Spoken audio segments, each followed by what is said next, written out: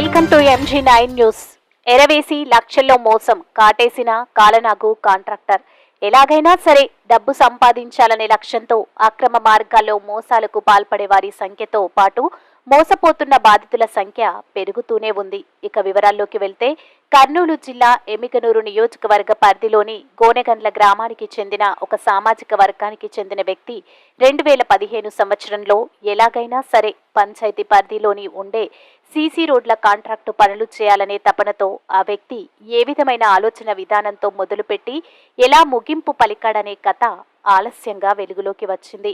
అమాయకుట్పు డబ్బున్న contractor ఎవరున్నారని survey చేసి ఎలాగో తను చేసిన ప్రయత్నంలో అలాంటి వ్యక్తి కర్నూలులో ఉన్నాడని వెతికి సాధించి ఏకంగా ఫోన్ నెంబర్ ద్వారా పరిచయం అయ్యాడు. తన ద్వారా ఇంటి అడ్రస్ తెలుసుకుని ఏకంగా కర్నూలులోని కాంట్రాక్టర్ కృష్ణుడు ఇంటికి చేరుకొని నమ్మకాన్ని రాబట్టాడు. తనకున్న పరిచయాల ద్వారా సీసీ రోడ్ల పనులు నేను తెస్తాను, పెట్టుబడులు మీరు పెట్టండి చాలని, నాకు పనికి తగ్గ జీతం ఇస్తే చాలని నమ్మబలికి 10 లక్షల పనులు కల్పించి వెంటనే బిల్లులు అయ్యేలా చేసి 100% నమ్మకాన్ని కలిగించాడు అమాయకపు కాంట్రాక్టర్ని.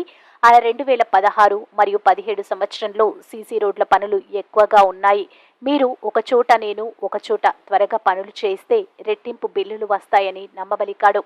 అతను చూసి పదును పెట్టే సామెతను నిజం చేసి చూపించాడు. మొత్తం 35 లక్షల వ్యయంతో అమాయకపు కాంట్రాక్టర్ ద్వారా పెట్టుబడులు పెట్టించి చేసి పనుల్లో నష్టాన్ని చూపించి 40 లక్షల మేరకు టోకరా వేసి రోడ్డున పడేలా చేశాడు మాయగాడు. తనను నమ్మించి కాటేశాడని, ఇలా అపరిచిత వ్యక్తులను నాలా ఎవరూ నమ్మి మోసపోవద్దని ఈ అమాయకపు కాంట్రాక్టర్ MG9 న్యూస్కు సమాచారం ఇచ్చి కన్నీటి పర్యాంతమయ్యారు. ఏది ఏమైనా ప్రస్తుత ప్రభుత్వం అధికారంలో ఉన్నప్పుడు జరిగిన పనులు, బిల్లులు గత ప్రభుత్వం నిలిపివేయడంతో ప్రస్తుత ప్రభుత్వం కాంట్రాక్టర్లకు ఆశలు చిగురించేలా పెండింగ్లో ఉన్న పాత బిల్లులు 5% నిధులు మళ్లీ వస్తున్నాయని ఆశలు చిగురించడంతో పాత కథ మొదటికి వచ్చింది. MG9 TV news channel AP Telangana managing director Shaik Gouse. మీరు పెట్టుబడి పెట్టండి, ఇద్దరం కలిసి వ్యాపారం చేసుకుందాము. తర్వాత ఆ వచ్చిన వ్యక్తి డబ్బులన్నీ పెట్టుబడి నేను పెడుతుంటే వచ్చి చూసుకుంటుండే పనులు. తర్వాత కొన్ని గోనెగండ్లలో వర్కులు తీసుకున్నాడు, బయలుపల ఒక వర్క్ తీసుకున్నాడు. ఆ వర్కులకు కూడా నేనే పెట్టుబడి పెట్టినాను. మొత్తము తిప్పనూరులో కొన్ని వర్కులు తీసుకున్నాడు, ఆ వర్కులకు కూడా నేనే పెట్టుబడి పెట్టినాను. ఇక్కడ 4-5 వర్కులే అయినాయి. తిప్పనూరులో 5 లక్షలవి, గోనెగండ్లలో మాత్రము 10 లక్షలవి 3, బయలుపల 1 5 లక్షలది. అన్ని వర్కులు చేసినాక వాటికన్నిటికీ నేనే పెట్టుబడి పెట్టినాను.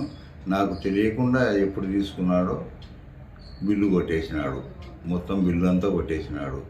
ఆ బిల్లుకు వచ్చిన అమౌంట్ తీసుకోగా మళ్ళీ ఇప్పుడు ఆ వర్కులకు సంబంధించిన డిపాజిట్లు ఆ బుక్కులు కూడా తీసి పెట్టుకున్నాడు.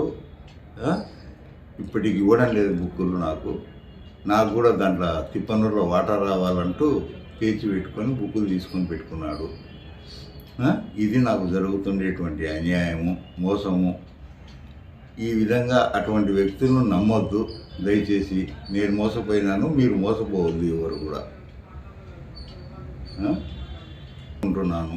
గోనెగండ్లలో ఉండేటువంటి వర్కులు 30 లక్షలు, బయలుపల ఉండేటువంటిది 5 లక్షల వర్కులు.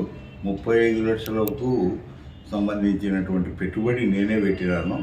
కానీ వర్కులు అయిపోయిన తర్వాత ఆ వచ్చిన బిల్లులు మొత్తం ఆయన్నే తీసుకున్నాడు.